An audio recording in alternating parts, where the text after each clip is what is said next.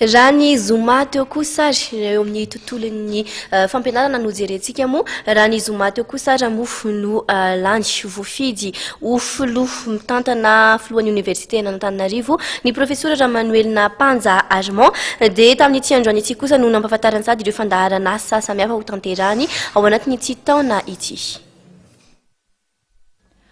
Maro ireo fandaharan'asa izay miandry araky ny nambaran'ny filohan'ny université vaovao Andriamatoa Panja Manuel efa voarafitra ao anatin'ny paikady izany ka isan'ny laharam-pahamehana ny famerenana indray ny asan'ny université izany hoe fijerevana ny zon'ireo mpampianatra pikaroka ny mpandraharaha ary koa ny mpianatra ho dinihina ihany koa ireo maika indrindra araky ny nambaran'ity filoha vaovao ny université ity entina hampandroso sy hampiroborobo ny université n'Antananarivo.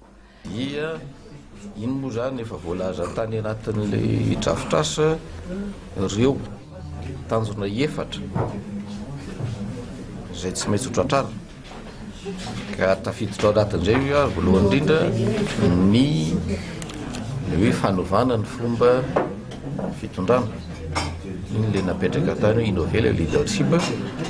ka ao anatin'izay hoe fiasana ao anatin'ny fifanankalozan-kevitra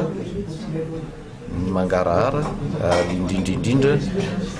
ny siny ny fitantanana mahomby tafiditra ao anatin'izay ihany koa ny mikasika ny